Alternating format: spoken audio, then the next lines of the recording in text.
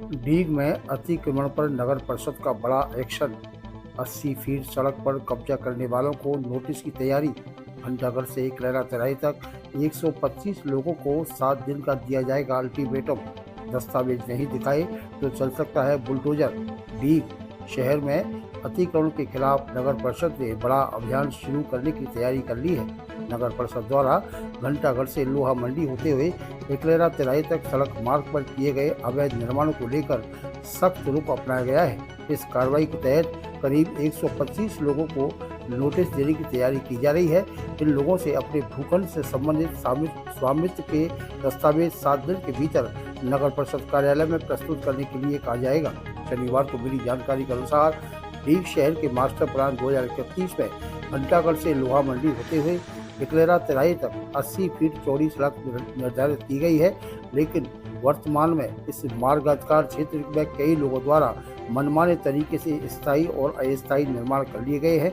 सड़क के दोनों ओर किए गए इन अतिक्रमणों के कारण सड़क की चौड़ाई काफ़ी कम हो गई है, जिससे यह यातायात लगातार प्रभावित हो रहा है और आमजन को आवागमन में भारी परेशानियों का सामना करना पड़ रहा है। स्थानीय लोगों का कहना है कि इस मार्ग पर दिन भर वाहनों की आवाजाही बनी रहती है, लेकिन सड़क सक्रिय होने के कारण अक्सर जाम की स्थिति बन जाती है। कई बार छोटे वाहन और दोपहिया वाहन भी मुश्किल से निकल पाते हैं।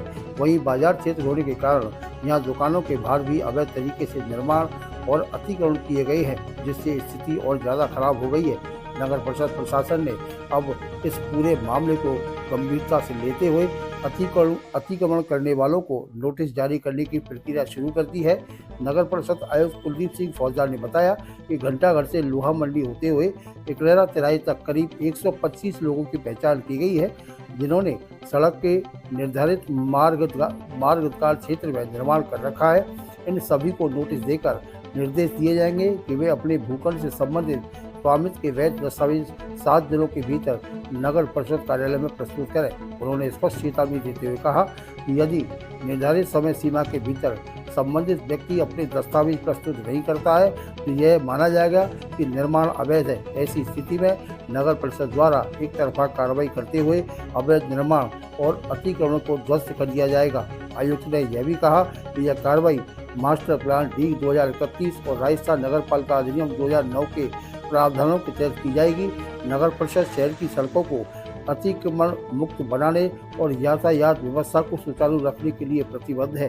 नगर परिषद प्रशासन ने यह भी साफ कर दिया है कि यदि अतिक्रमण हटाने की कार्रवाई की जाती है तो उससे संबंधित समस्त खर्च संबंधित व्यक्ति से ही वसूला जाएगा।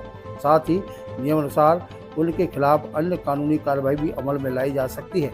इस कार्रवाई की खबर सामने आते ही क्षेत्र में अतिक्रमण करने वाले लोगों में हलचल मच गई है। कई लोग अपने दस्तावेज जुटाने में लगे हुए हैं, जबकि कुछ लोग आपसी सलाह मशवरा कर रहे हैं। वहीं आमजन नगर परिषद की इस कार्रवाई को शहर के विकास और बेहतर यातायात व्यवस्था के लिए जरूरी कदम मान रहे हैं।